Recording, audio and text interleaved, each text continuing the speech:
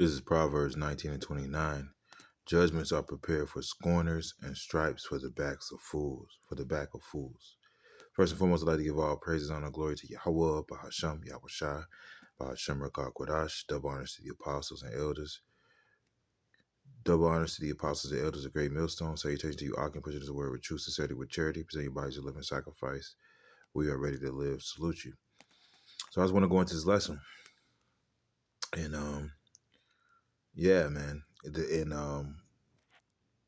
Every idle word, man. Every idle word men shall speak, they shall give account for in the day of judgment. And Yahweh Shem Shai has the wicked of our people snared up in their own speech, man, and they don't even know it, man. All right. That's why we got to be very careful. Oh no, wait. This is Sirach 1 and 29. Be not a hypocrite in the sight of men, and take good heed what thou speakest. Okay. So yeah, we have to be very careful with our words, especially concerning the men of the Lord, man. Especially Yahweh Shem Shai's men, man. All right. Okay. Because let me get another scripture.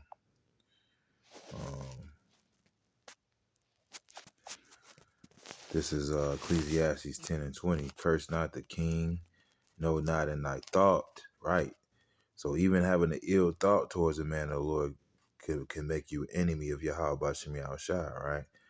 Which could get you put on his hit list, man, or shit list, whatever you want to call it, man. All right. We have to be very careful what we think and what we speak about the men of the Lord, man. And as we can see, there's many scoffers and scorners arising, with platforms, talking shit about the camps. All right. And these are the men that are showing you the way to salvation, man. All right. Calling us pedophiles. All right. Calling us all manner. What the scripture says, blessed are ye when men shall speak evil of you, man, and shall say all manner of wickedness against you, man. So yeah, they called us rapists, pedophiles, all type of shit. But this is what comes along with being the men of the Lord. And what did Yahweh Shai said? He says, if they hated you, they're gonna hate. If they hated me, they're gonna hate you, man. So just like the wicked of our people raised a false report about Yahweh Shai, raised false reports and murdered the prophets, man. Well, it's the same thing today, because this is the same generation coming back. And what did they say? They said, let his blood be upon us and our children, when they wanted Yahweh Shai crucified, man. They said, let his blood be upon us and our children. So that same generation is reincarnated back today for the final judgment. All right. That's why the scriptures tell you when the Lord returns in the book of Revelations, it says, every eye shall see him, even them that pierced him. Okay. Those niggas who was mocking him on the cross and stabbed him with a spear, man. All right. Okay. Well, which whether they were Edomites, they were definitely Romans, but, for the most part, they were most likely Edomites, But even if, they happened to be Jake, which, we believe they were Edomites, but whoever the hell they were, they're around. They're going to be around to get that judgment. They're going to be around to see the coming of the Lord, man. As Scripture says, it's going to be weeping and gnashing of teeth, man. So every idle word, every ill thing you said against the prophets, man, because what the Lord said, man, what you've done to the least of one of my servants, roughly paraphrasing, you have done unto me, man. With everything you do unto the prophets, you do to Yahweh Shai, man. Okay, and you're gonna get judged for it in the day in the times to come, man. All right. Okay, but let me read that again. This is Ecclesiastes 10 and 20. Curse not the king, no, not in thy thought. All right, and our king is ultimate king is Yahweh Shai, and under him King David, man. All right, and all the men that are the prophets. All right, the true believers, they're the house of David, man. So when you speak ill against them, you're speaking ill against the house of David, and you're ultimately speaking ill against Yahweh Shai, man. All right. Curse not the king, no, not in thy thought, and curse not the rich in thy bedchamber. Right, because the scriptures talk about how we're physically poor, but we're spiritually rich. All right, scripture says you have much wealth if you fear Yahweh Shemel Shai. Roughly paraphrasing. All right. For a bird of the air shall carry the voice, and that which hath wings shall tell the matter. Right, and that's talking about the angels. So the angels are observing and reporting everything that's happening upon the earth, man. Everything, man. So we have to be very careful what we think and what we say towards the prophets, towards the men of the Lord. Okay? Because, matter of fact, let me get it. Mhm. This is Hebrews 12 and 15.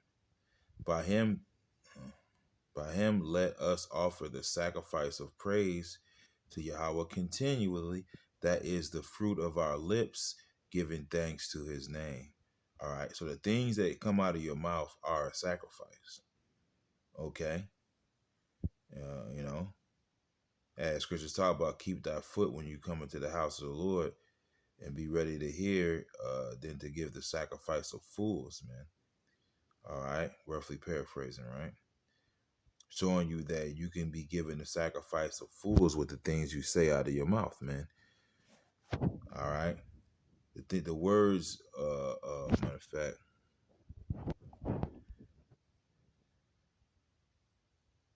uh, right. This is, hold on. Right. Yeah, that's right. Here's Hosea 14 and 1. O Israel, return unto Yahweh thy power, for thou hast fallen by thine iniquity. Take with you words and turn to Yahweh and say unto him, take away all iniquity and receive us graciously. So will we render the calves of our lips. Okay, the calves of our lips, right? Because calves is pretty much what you in the when the temple was up, we would sacrifice calves. Calves is something that you would sacrifice, showing you that the words, all right, that we speak are sacrifices. All right, okay. So we have to really um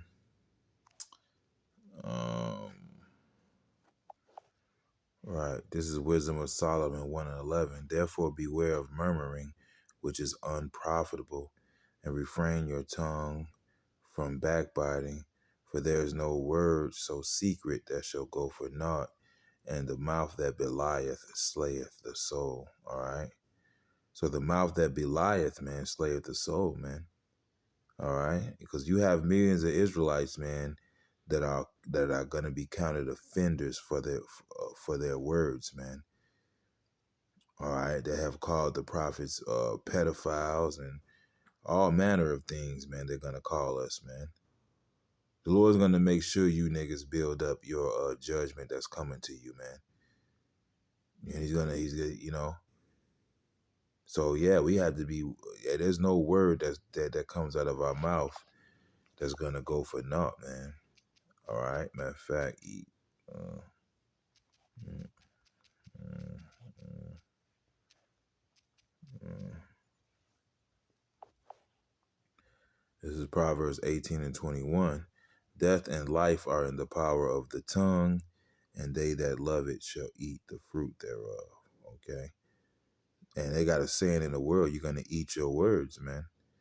So all you people that had a problem with the prophets, you want to talk about the camps, you want to talk about GMS, you want to call us pedophiles, you want to call us anything you want to call us that we're not. Well, guess what? You're going to eat the fruit of your words. You're going to get a return on your investment. You don't just put something on the altar and not get anything back. You get a return on anything you put on the altar, man, whether it be good or whether it be evil. Okay? If you put an acceptable sacrifice on the altar, then the Lord will accept you. If you put bullshit on the altar, hey, that's your ass, Mr. Postman. All right, so let me read that again. Death and life are in the power of the tongue. Proverbs 18:21. Death and life are in the power of the tongue, and they that love it shall eat the fruit thereof. So you're going to eat your words, and a lot of you people, that's the only thing you're going to have to eat, because the Lord's going to let you starve, man. Okay? Only thing you're going to have to eat is your words, man. So yeah, man, we have to be very mindful of the things that we speak, especially when concerning the Lord's men, man. And that goes, a million times more for me, because I'm the one saying it.